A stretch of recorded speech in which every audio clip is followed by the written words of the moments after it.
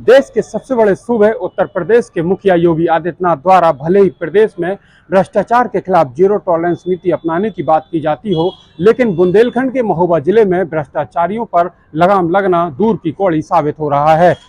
महोबा जनपद के डूडा विभाग में तैनात कर्मचारियों द्वारा प्रधानमंत्री आवास योजना के नाम पर अवैध धन उगाही का सनसनीखेज आरोप लगा है। मामले में भाजपा नेता द्वारा की गई शिकायत के बाद जिलाधिकारी गजल भारद्वाज ने मामले की जांच अपर जिलाधिकारी नमामि गंगे मोइनुल इस्लाम को सौंप जांच रिपोर्ट देने की बात कार्रवाई करने की बात कही है। एलिजिबल नहीं है।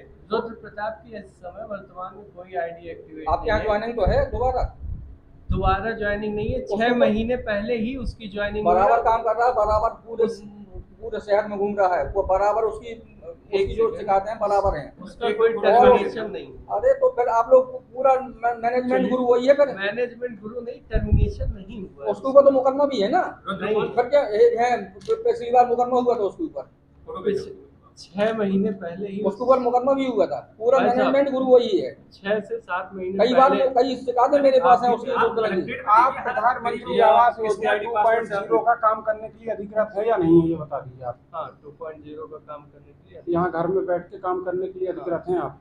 हमें लिखित आदेश है इसका? वेरीफाई करना होता है, वो हम कभी भी कर सकते हैं। आदेश है आपके पास? ये सब प्रमाणित होके आए हैं, इन्हीं को पोर्टल पे केवल वेरीफाई करना। आप कर सकते हैं, आपको आदेश है इसका? कर सकते, लिखित आदेश है। ये भैया कौन है जो करवा रहे थे, जिससे जो अभी ये कर रहे थे, ये कौन है?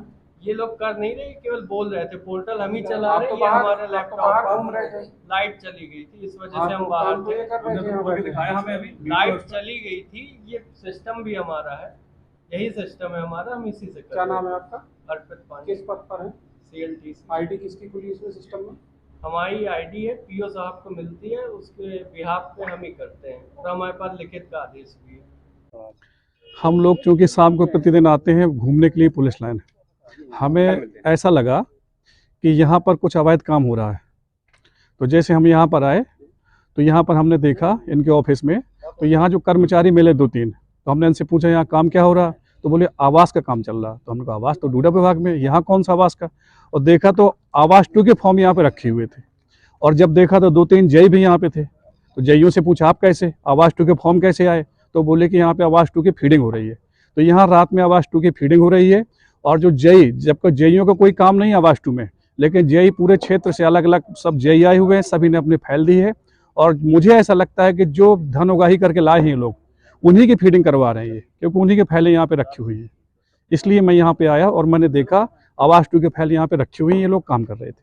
आपके द्वारा सोमवार को भी डूडा कार्यालय जाकर मामला उठाया गया था। कुछ अधिकारी और कर्मचारी सभी नदारद थे। इस मामले में आपने उच्च अधिकारियों को शिकायत दर्ज कराई है? हाँ, मैंने ADM साहब को भी कहा था, आज DM मैडम को भी मैंने लिखित में दिया था कि आवास पे धांधली चल रही है, उसको दिखवाया जाए, और उसी के तहत हम लोग यहाँ पे आए हुए थे। क्या लग रहा है?